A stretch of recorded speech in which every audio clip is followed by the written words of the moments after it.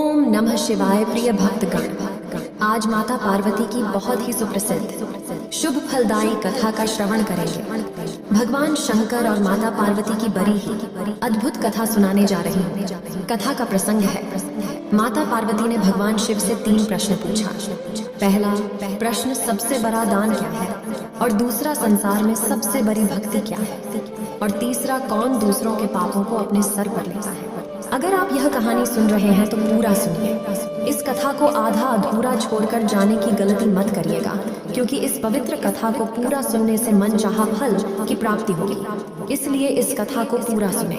आप शिव भक्त हैं तो भोलेनाथ का अनादर ना करें। प्रिय भक्त, तो भगवान शिव ने माता पार्वती को क्या बताया, चलिए जानते हैं। इस कथा में भक्तगणों माता पार्वती और भगवान शिव के संवाद को प्रेम और भक्ति से सुने। इसे सुनकर आपको अपने कष्टों और दरिद्रता से मुक्ति मिल जाएगी। तो चलिए आइए सुनते हैं आज के पुण्य फलदायी कथा। जो भी इस कथा को सुना रहा है हुंकार भर रहा है। माता पार्वती और भगवान शिव उन पर अपनी असीम कृपा बनाए रखती है। एक बार माता पार्वती के मन में 3 प्रश्न उठते हैं। तब उन्होंने भगवान शिव से कहा, प्रभु, मेरे मन में 3 प्रश्न चल रहे हैं। आप मेरे ऊपर एक उपकार कीजिए। आप मेरे इन 3 प्रश्नों का उत्तर दीजिए। मैं इन प्रश्नों को सोचकर बहुत ही विचलित हो रही हूँ। भगवान शिव ने कहा, पार्वती, जो भी आपके मन में है उसे प्रश्न को पूछ लीजिए, मैं उसका उत्तर दूंगा। आपको पूरी तरह से संतुष्ट करने की कोशिश करूंगा। माता पार्वती ने कहा, हे प्रभु, मेरा पहला प्रश्न है, संसार में सबसे बड़ा दान क्या है? और दूसरा, संसार में सबसे बड़ी भक्ति क्या है? और तीसरा, कौन दूसरों के पापों को अपने सर पर लेता है? भगवान शिव ने कहा, हे पार्वती, ध्यान से सुनो। इन 3 प्रश्नों के लिए मैं 3 कथाएं सुनाता हूँ, जो कि तुम्हें ध्यान से सुनना होगा। हे पार्वती, ध्यान से सुनो, मैं सुना रहा हूँ। एक राजा ने भगवान का एक सुंदर मंदिर बनवाया और उसमें एक पुजारी को पूजा करने के लिए रखा। काफी समय बीत गया, राजा की भी उम्र हो गई थी, पुजारी की भी उम्र हो चली थी। लेकिन राजा का एक नियम था कि वह हर सुबह अपने सैनिक के साथ एक फूलों की माला भिजवाया करता था, और उस माला को पुजारी जी भगवान श्री कृष्ण को चढ़ाया करते थे। उसके बाद जब राजा भगवान के दर्शन करने आया करते थे, तब पंडित जी उस माला को भगवान के गले से निकाल कर राजा के गले में डाल दिया करते थे। ये लगभग रोज की दिनचर्या बन गई थी। पुजारी जी बूढ़े हो चले थे और राजा भी बूढ़े हो चले थे। एक दिन राजा की तबीयत खराब हो जाती है, तो राजा ने माला सिपाही के हाथ भिजवा दिया। सिपाही ने कहा, पंडित जी महाराज का कहना है कि आज हमारी तबीयत ठीक नहीं है, तो आज हम नहीं आ पाएंगे, तो आज हमारा इंतजार न करें। उसके बाद सिपाही ने माला जाकर पुजारी को दे दी और सारी बात पंडित जी को बताई। पंडित जी भी माला को श्री कृष्ण के गले में डाल देते हैं। तो उसके बाद पंडित जी ने सोचा कि इतने साल गुजर गए, भगवान की इस माला को हमेशा राजा जी को ही पहनाई है, लेकिन आज तक मैंने कभी इस माला को कभी खुद भी नहीं पहना। तो हो सकता है कि जरूर प्रभु की इच्छा है कि इतने सालों में आज मौका मिला है कि मैं प्रभु की इस माला को अपने गले में पहन पाऊं। हे पार्वती, यह तो परंपरा थी, लेकिन जो प्रभु के गले से माला निकाली जाती है, उस माला को पंडित जी ने अपने गले में डाल दी। लेकिन तभी सिपाही दौड़ते हुए आया और बोला, महाराज को वहाँ कुछ ठीक नहीं लग रहा है, तो राजा साहब मंदिर की तरफ ही आ रहे हैं, आप तैयारी शुरू कर दीजिए। राजा को लगा कि इतने सालों में बनी हुई परंपरा टूट न जाए, इसीलिए वह मंदिर की ओर आने लगे। जैसे ही पंडित जी ने यह सुना, उन्होंने तुरंत माला गले से निकालकर और भगवान को पहना दी। घबराहट में पंडित जी समझ नहीं पाए कि उन्होंने क्या गलती कर दी।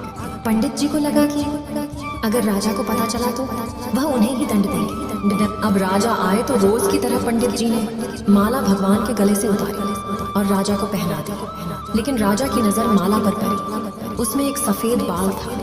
राजा को यह बात समझ में आ गई कि यह सफेद बाल पुजारी का है। राजा ने पुजारी से पूछा कि क्या इस माला को आपने पहना था? वह सफेद बाल कहाँ से आया? तो पंडित जी डर गए और डर के मारे बता दिया कि यह सफेद बाल तो श्री कृष्ण जी के हैं, भगवान का है। राजा को गुस्सा आ गया। एक तो पंडित छल कर रहा है और ऊपर से झूठ बोल रहा है। राजा ने थोड़ा गुस्से में आकर पूछा कि कृष्ण जी के कब से सफेद बाल हो गए? ठीक है, कोई नहीं, मैं कल श्रृंगार के समय आऊंगा, तब देखूंगा कि श्री कृष्ण जी के बाल सफेद हैं या नहीं। और याद रखना पंडित, अगर बाल काले निकले तो कल के कल आपको इस छल के लिए मृत्यु दंड दिया जाएगा। और राजा गुस्से में तमतमाते हुए वहां से चला गया। और इधर पंडित जी को अपनी मृत्यु नजर आने लगी थी, तो वो श्री कृष्ण के आगे दंडवत होकर लेट गए और बोले, हे प्रभु, मुझे क्षमा कर दीजिए, मैं लोभ में आ गया था। मुझे लगा यह माला मुझे पहननी चाहिए, मुझे बचा लीजिए प्रभु, नहीं तो कल राजा के हाथों मेरी मौत निश्चित है। पंडित जी पूरी रात भगवान से विनती करते रहे, रोते रहे, प्रार्थना करते रहे कि प्रभु मुझे बचा लीजिए। अगली सुबह राजा श्रृंगार के समय पहुंचा और पहुंचने के बाद राजा ने पंडित से कहा कि पंडित जी मुकुट उतारिए, मुझे बिहारी जी के केस देखने। पंडित जी ने डरते डरते मुकुट उतारा और जैसे ही मुकुट उतारा राजा चौंक गया। श्री कृष्ण जी के मूर्ति के बाल सफेद थे। हे पार्वती, आगे सुनना। लेकिन राजा को लगा कि कहीं ऐसा तो नहीं कि पुजारी कोई छल कर रहा है, कहीं इसने अपनी जान बचाने के लिए बाल रंगावा तो नहीं दिया। तो बाल की जांच करने के लिए वह बाल तोड़ने लगा और जैसे ही राजा ने बाल तोड़े मूर्ति से खून बहने लगा। राजा यह देखकर भगवान के चरणों में गिर पड़ा और क्षमा मांगने लगा, क्षमा कर दो भगवान, मुझसे बहुत बड़ा पाप हो गया। मैं सच में इतना अंधा हो गया था कि मैं सही या गलत भूल गया। तभी मूर्ति में से आवाज आई, राजा तुमने मुझे सिर्फ मूर्ति माना, इसीलिए मैं आज से तुम्हारे लिए सिर्फ मूर्ति। लेकिन इस पुजारी ने मुझमें साक्षात भगवान देखा, इसीलिए इसकी जान बचानी चाहिए। मुझे अपने बाल को सफेद करना पड़ा, खून की धारा बहानी पड़ी ताकि तुम्हें समझा पाऊं। और उसके बाद राजा को अपनी गलती पर बहुत पछतावा हुआ, लेकिन अब कुछ नहीं हो सकता था। हे पार्वती, इसीलिए तो कहते हैं अगर मानो तो पत्थर में भी भगवान ही नहीं मानो तो साक्षात आपके सामने भगवान आ भी जाए तब भी आप उनसे उनकी सत्यता मानेंगे। अगर मनुष्य से सच में भगवान को देखना चाहता है तो सिर्फ उसके अंदर भाव होने चाहिए, ऊपर वाले पर बिना किसी स्वार्थ के विश्वास रखना चाहिए और अपने कर्म को निरंतर करते रहना चाहिए। ऊपर वाला सबको उसका फल अवश्य देता है। हे पार्वती, आपके प्रश्न का उत्तर यह है, संसार में सबसे बड़ी भक्ति है भगवान पर अटूट विश्वास। बस भगवान में विश्वास करके वह भक्ति करेगा तो वह सबसे बड़ी भक्ति है। भगवान अपने भक्त को बचाने के लिए उस चित्र या उस पत्थर में साक्षात प्रकट हो जाते हैं। बस चित्त निर्मल होना चाहिए और मन में अटूट विश्वास होना चाहिए। हे पार्वती, अब आपका दूसरा प्रश्न जिसका उत्तर मैं देना चाहूंगा, ध्यान से सुनिएगा। ये कथा जो मैं सुना रहा हूँ, एक बार राजा विक्रमादित्य ने एक महाभोज का आयोजन किया। उस भोज में असंख्य विद्वान ब्राह्मण व्यापारी तथा दरबारी आमंत्रित थे। भोज के मध्य में इस बात की चर्चा चली कि संसार में सबसे बड़ा दानी कौन है। सभी ने एक स्वर में राजा विक्रम को संसार का सबसे बड़ा दानवीर घोषित कर दिया। विक्रमादित्य लोगों के हाव भाव देख रहे थे। तभी उनकी नजर एक ब्राह्मण पर पड़ी जो अपनी राय नहीं दे रहे थे और चुपचाप बैठे थे। विक्रमादित्य ने उससे पूछा, ब्राह्मण देवता, आप चुपचाप क्यों बैठे हैं? आपने कोई राय दीजिए, सच सच बताओ कि क्या बात है। यह सुनकर ब्राह्मण असमंजस में पड़ गया। तब वह सोचने लगा, अगर सच नहीं बताया तो मुझे झूठ का पाप लगेगा। वह बोला, महाराज क्षमा करना, मैं मानता हूं कि आप बहुत बड़े दानी हैं, लेकिन इस धरती पर आपसे भी बड़ा दानी एक राजा है। वह 1,00,000 स्वर्ण मुद्राएं प्रतिदिन जब तक दान नहीं करता तब तक अन्न जल ग्रहण नहीं करता। वह राजा समुद्र पार एक राज्य में रहता है, उसका नाम कीर्तिध्वज है। ब्राह्मण की बात सुनकर विक्रमादित्य के मन में उस दानी राजा के दर्शन करने की लालसा पैदा हो गई। ब्राह्मण की स्पष्ट बातों से प्रसन्न होकर उन्होंने उसे ढेर सारा पुरस्कार दिया और विदा किया। वे महल से निकलकर राज्य की सीमा पर जा पहुंचे और देवी द्वारा दिए गए दोनों बेतालों का स्मरण किया। उन्होंने बेतालों से कहा कि वे उन्हें समुद्र पार राजा कीर्तिध्वज के महल में उनके राज्य में पहुंचा दें। बेतालों ने शीघ्र ही उनकी आज्ञा का पालन किया और उन्हें समुद्र पार राजा कीर्तिध्वज के राज्य में पहुंचा दिया। बेताल को विदा कर विक्रमादित्य वेश बदलकर राजा कीर्तिध्वज के महल के द्वार पर पहुंचे। उन्होंने द्वार पर खड़े द्वारपाल से कहा, जाओ और अपने राजा को सूचना दो कि मैं उनके दर्शन करना चाहता हूँ। सूचना मिलते ही राजा कीर्तिध्वज बाहर आए। उन्होंने विक्रमादित्य से पूछा, कौन हो तुम और मेरे पास किस लिए आए हो? विक्रमादित्य बोले, महाराज मैं उज्जैन नगरी का रहने वाला एक क्षत्रिय हूँ। मैंने आपके गुणों के बारे में बहुत चर्चा सुनी है, इसीलिए आपके पास रहकर आपकी सेवा करना चाहता हूँ। राजा कीर्तिध्वज ने पूछा, तुम कौन सा काम करना चाहते हो? विक्रमादित्य बोले, महाराज मैं ऐसा हर वह कार्य करता हूँ जो कोई दूसरा नहीं कर सकता। यह सुनकर कीर्तिध्वज ने उन्हें अपने महल के द्वारपाल के रूप में नियुक्त कर लिया। अगले दिन सुबह राजा विक्रमादित्य ने देखा कि राजा कीर्तिध्वज 1 लाख स्वर्ण मुद्राएं बांट रहे हैं। यह सिलसिला तब तक चलता रहा जब तक कि सारी स्वर्ण मुद्राएं बट न गई। उसके बाद कीर्तिध्वज ने जाकर अन्न जल ग्रहण किया। इसी प्रकार वे हर दिन दान करते थे। एक दिन विक्रमादित्य ने सोचा कि जो राजा प्रतिदिन 1 लाख स्वर्ण मुद्राएं दान करता है तो वह काम कौन सा करता है जिससे इतनी स्वर्ण मुद्राएं आती हैं। छिपकर देखना चाहिए कि राजा कीर्तिध्वज इन मुद्राओं के लिए कौन सा कार्य करता है। एक दिन विक्रमादित्य कीर्तिध्वज की गतिविधियों का पता लगाने के लिए उनके महल में पिछवाड़े छिप गए। तभी उन्होंने देखा कि कीर्तिध्वज अपने महल से निकलकर कहीं जा रहे हैं। विक्रमादित्य चुपचाप उनके पीछे पीछे चले गए। चलते चलते कीर्तिध्वज बन गए एक देवी के मंदिर में जा पहुंचा। मंदिर में आग पर एक बहुत बड़ा कढ़ाई चढ़ा हुआ था। उसमें तेल खौल रहा था। उसने पहले देवी की पूजा की, फिर उस कढ़ाई के खौलते हुए तेल में कूद गया। उनका शरीर जल भुन गया। मंदिर के खंबे की ओर से विक्रमादित्य यह सारा दृश्य देख रहे थे। तभी 64 योगिनी वहां प्रकट हो गई।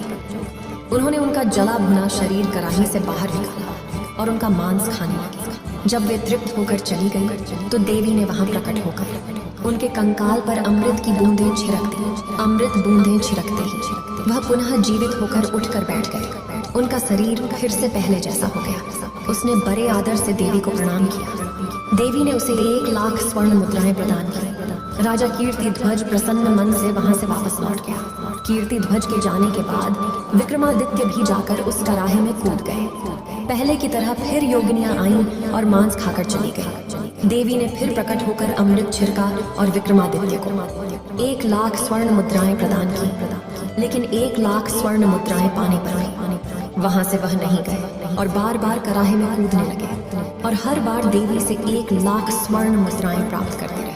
यह देखकर देवी विक्रमादित्य पर बहुत प्रसन्न होकर बोली, वत्स, मैं तुम्हारे त्याग और साहस से बहुत प्रसन्न हूँ। तुम अपनी इच्छा अनुसार मुझसे कुछ भी मांग सकते हो। बोलो क्या चाहिए तुम्हें? विक्रमादित्य ने कहा, देवी माँ, यदि आप मुझ पर प्रसन्न हैं तो दया करके मुझे वह थैली दे दीजिए जिसमें से आप हर बार 1 लाख स्वर्ण मुद्राएं निकालती हैं। देवी ने वह थैला विक्रमादित्य को दे दिया। विक्रमादित्य देवी द्वारा दी गई थैली लेकर वापस लौट गए। विक्रमादित्य के जाते ही वहां से वह मंदिर और देवी की प्रतिमा भी लुप्त हो गई। अब वहां कुछ नहीं था। अगले दिन जब वापस कीर्तिध्वज उस स्थान पर गया तो उसे यह देखकर बड़ा आश्चर्य हुआ। वह निराश होकर अपने महल में लौट गया और अन्न जल त्याग कर दिया। कई दिन इसी तरह गुजर गए और अब राजा का स्वास्थ्य भी खराब होने लगा था। कीर्तिध्वज की हालत बिगड़ने लगी तो विक्रमादित्य उनके पास गए। उन्होंने राजा से कहा, महाराज आपको कौन सा दुख है? आपके दुख को देखकर सारी प्रजा व्याकुल है। कृपया अपना दुख मुझे बताइए, मैं उसका निवारण करूंगा। लेकिन कीर्तिध्वज खामोश रहे। उनकी खामोशी देखकर विक्रमादित्य ने फिर से कहा, महाराज अब आपने मुझे नौकरी पर रखा तो मैंने कहा था कि जो काम कोई नहीं कर सकेगा उस काम को मैं करूंगा। अब वह अवसर आ गया है। कृपया मुझे बताइए आपको क्या दुख है? हे पार्वती। आखिरकार राजा कीर्तिध्वज को अपने दुख का कारण बताना पड़ा। उन्होंने 1 लाख स्वर्ण मुद्राएं के मिलने की कहानी विक्रमादित्य को सुना दी और कहा कि अब उस जगह न तो मंदिर है और न ही देवी माँ की मूर्ति। विक्रमादित्य ने उन्हें हौसला बढ़ाया और कहा, महाराज आप चिंता न करें। आप सवेरे उठकर नहा धोकर दान के लिए सिंहासन पर बैठे। आपका दान उसी तरह चलेगा जिस तरह से चलता आ रहा था। यह कहकर उन्होंने देवी द्वारा दी गई स्वर्ण मुद्राओं की वह थैली उन्हें दे दी और कहा, महाराज आप प्रतिदिन इस थैली से 1 लाख स्वर्ण मुद्राएं निकाल सकते हैं। यह थैली कभी खाली नहीं होगी। हे राजन, मुझे आपका रोज रोज राह में कूदकर प्राण गंवाना देखकर दुख हुआ था। मैंने आपको वचन दिया था कि जो काम कोई नहीं कर सकेगा उसे मैं कर सकता हूँ। उस काम को करके मैं देवी से वह थैली प्राप्त कर ली और आपका वचन पूरा कर दिया। अब मुझे आज्ञा दीजिए। अब मैं अपने देश जा रहा हूँ। मेरी प्रजा मेरी राह देख रही होगी। मैं उज्जैन का राजा विक्रमादित्य हूँ। यह सुनते ही राजा कीर्तिध्वज विक्रमादित्य के पैरों में गिर पड़ा और कहा, मैं धन्य हो गया। महाराज, जो आपके दर्शन हुए, मैंने आपके बारे में जो कुछ सुना था वह सब मेरे सामने साकार हुआ। आप सचमुच में बहुत महान हैं। हे पार्वती, अब कहो, क्या तुमने कभी ऐसा दान देखा है जैसा राजा विक्रमादित्य ने कीर्ति ध्वज को दिया? आगे भगवान शिव ने कहा, हे पार्वती, सबसे बड़ा दान भूखे को भोजन कराना है, जो कि राजा कीर्ति ध्वज करा रहे थे। और उनसे भी बढ़कर राजा विक्रमादित्य उनके वचन को पूरा करने के लिए उनके शरीर को किसी प्रकार की हानि न हो, यह देखते हुए राजा विक्रमादित्य ने सबसे बड़ा दान किया। उन्होंने एक ही बार में गरीब जन के लिए धन की व्यवस्था की, जिससे कि उनका पेट भरता रहे। हे पार्वती, इस संसार में सबसे बड़ा दान भूखे को अन्न खिलाना है, क्योंकि जब आत्मा तृप्त होती है तो आत्मा से आशीर्वाद निकलता है। वह आशीर्वाद परमात्मा में विलीन होकर एक चमत्कार का काम करता है, जो किसी व्यक्ति को लग जाए तो वह व्यक्ति धन्य हो जाता है। हे पार्वती, अब बारी है तीसरे प्रश्न की उत्तर की। तो सुनो मेरी तीसरी कहानी जो मैं सुनाने जा रहा हूँ। इस कहानी में आपको अपनी प्रश्नों का उत्तर मिल जाएगा, जो कि आपका अंतिम प्रश्न है। एक बार की बात है, किसी राजा ने एक फैसला लिया कि वह प्रतिदिन 100 अंधे लोगों को खीर खिलाएगा। एक दिन खीर वाले दूध में सांप ने मुंह डाला और दूध में बीज डाल दिए, और जहरीले खीर को खाकर 100 के 100 अंधे मर गए। राजा बहुत परेशान हुआ कि मुझे 100 आदमियों की हत्या का पाप लगा। राजा परेशानी की हाल में अपने राज्य को छोड़कर जंगल में भक्ति करने के लिए चल पड़ा, ताकि इस पाप से मुक्ति मिल सके। राजा एक गांव में आया तो राजा ने चौपाल में बैठे लोगों से पूछा कि क्या इस गांव में कोई भक्ति वाला परिवार है, ताकि उसके घर जाकर राज काटी जा सके। चौपाल में बैठे लोगों ने बताया कि इस गांव में 2 बहन भाई रहते हैं जो खूब भक्ति करते हैं। यह सुनकर राजा उनके घर रात को ठहर गया। सुबह जब राजा उठा तो लड़की अपने बिस्तर पर बैठी थी। इससे पहले उस लड़की का नियम था कि वह दिन निकलने से पहले ही अपने बिस्तर से उठ जाती और भोजन तैयार करती थी। लेकिन उस दिन वह लड़की बहुत देर तक बिस्तर पर बैठी रही। जब लड़की उठी तो उसके भाई ने कहा, बहन तुम इतना ज्यादा समय तक सोई थी, इतना देर से क्यों उठी हो?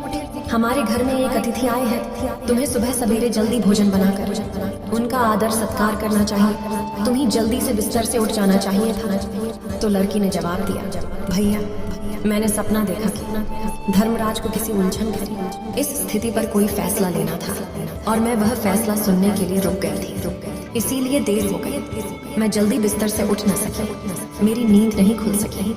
इसके बाद भाई ने पूछा, ऐसी क्या बात थी? लड़की ने बताया कि एक राज्य का राजा अंधे व्यक्तियों को खीर खिलाया करता था, लेकिन सांप के दूध में विष डालने से 100 अंधे व्यक्ति मर गए। अब धर्मराज को समझ में नहीं आ रहा था कि अंधे व्यक्तियों की मौत का पाप राजा को लगे या सांप को लगे, या फिर दूध नंगा छोड़ने वाले रसोइये को लगे। हे पार्वती, राजा भी यह सारी बातें सुन रहा था। राजा को अपने से संबंधित बात सुनकर दिलचस्पी हो गई और उसने लड़की से पूछा, फिर क्या फैसला हुआ? लड़की ने बताया कि अभी तक कोई फैसला नहीं हो पाया था। राजा ने पूछा कि क्या आपके घर एक रात के लिए रुक सकता हूँ? दोनों बहन भाई ने खुशी से उनको हाँ कर दिया। राजा अगले दिन के लिए रुक गया, लेकिन चौपाल में बैठे लोग दिन भर यहीं चर्चा करते रहे। कल जो व्यक्ति हमारे गांव में एक रात रुकने के लिए आया था और कोई भक्ति भाव वाला घर पूछ रहा था, उसकी भक्ति का नाटक तो सामने आ गया है। रात काटने के बाद वो इसलिए नहीं गया क्योंकि जवान लड़की को देखकर उस व्यक्ति की नीयत खोटी हो गई। इसीलिए वह उस सुंदर और जवान लड़की के घर पक्के तौर पर ही ठहरेगा, या फिर लड़की को लेकर भाग जाएगा। हे पार्वती, दिन भर चौपाल में उस राजा की निंदा होती रही। अगली सुबह लड़की फिर अपने बिस्तर पर बैठी थी और कोई काम नहीं कर रही थी। राजा ने पूछा कि बेटी, अंधे व्यक्ति की हत्या का पाप किसको लगा? लड़की ने बताया कि वह पाप तो हमारे गांव के चौपाल में बैठने वाले लोग बांट के ले गए। लड़की की बात सुनकर राजा वहां से चला गया। अब राजा समझ गया था कि जो पाप मैंने किया था उससे भी बड़ा पाप मेरी निंदा करने वाले ने किया है। हे पार्वती, 100 व्यक्तियों की हत्या करने के बराबर एक निंदा करना है। निंदा करना कितना घाटे का सौदा है। निंदक हमेशा दूसरों के पाप अपने सर पर ढोता रहता है और दूसरों द्वारा किए गए उन पाप कर्मों के फल को भी भोगता है। अतः मनुष्य को सदैव निंदा से बचना चाहिए। तो हे पार्वती, यह था आपके प्रश्नों का उत्तर। प्रिय भक्तगण, भगवान शिव की बात को सुनकर माता पार्वती ने कहा, हे प्रभु, आपकी बातों को सुनकर मैं संतुष्ट हो गई। आपकी बातें सत्य हैं, प्रेम से बोलिए। भोलेनाथ की जय, माता पार्वती की जय। ओम नमः शिवाय। इस वीडियो को बोलते समय कोई त्रुटि हो तो मैं क्षमा चाहती हूँ। उम्मीद है आप सभी को ये वीडियो अच्छी लगी होगी। अगर आप शिव के सच्चे भक्त हैं तो चैनल को सब्सक्राइब और वीडियो को लाइक करके कमेंट में हर हर महादेव लिख दीजिए।